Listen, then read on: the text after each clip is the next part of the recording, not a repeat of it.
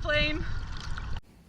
Good morning. Let's go scuba diving. So there has been some red tide happening up and down the Southern California coast. So we're gonna check conditions when we get there. Today's dive plan is to go and locate a Cessna that had crashed off the coast about a decade or two ago.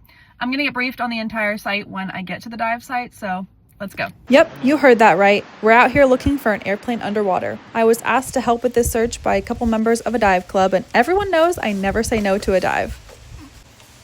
It's gonna be a good day. I didn't know what I was getting myself into other than there was a plane somewhere offshore that we were going to find. Over the last 2 years, only 2 sets of divers have come upon that wreck, but neither marked it or mapped it, so that was our goal. After coming up with search patterns and a dive plan, we headed out. What are we doing, Zachary? We are going on a search and discovery dive of a wreck. Whoop. What kind of wreck? A plane wreck. Alright, let's go find an airplane. We had transects, floats, and other search gear. Visibility already looked so much bluer and clearer. Everybody feeling good? Yeah. Immediately on descent, my buddy's float became an entanglement hazard, so I dropped my camera and helped better secure it. Viz was a hazy 5 to 8 feet with some mild surge, but we started looking for our points of interest. Now, this was the difficult part because we knew what depth we were looking for, but we didn't know what area. And well, the ocean is huge. So with the very limited information we were given, we made our best guess. We realized we weren't getting much headway on our depth, so we surfaced and fin kicked further out. Found a plane.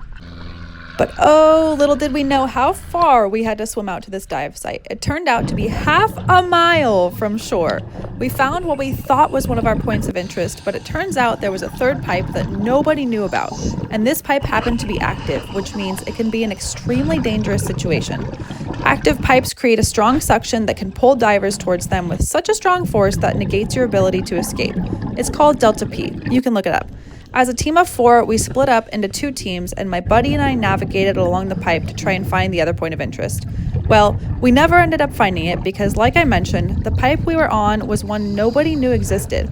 We also might have swam in the wrong direction for 20 minutes. But by this time, it had been 4 hours, and all of us were low on air.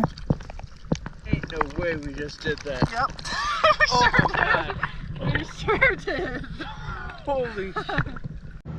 Although we didn't find the plane on the first attempt, we are very confident we will find it on our next search. So stay tuned for part 2. And with that, I will see you all on the next dive. Until then, happy diving.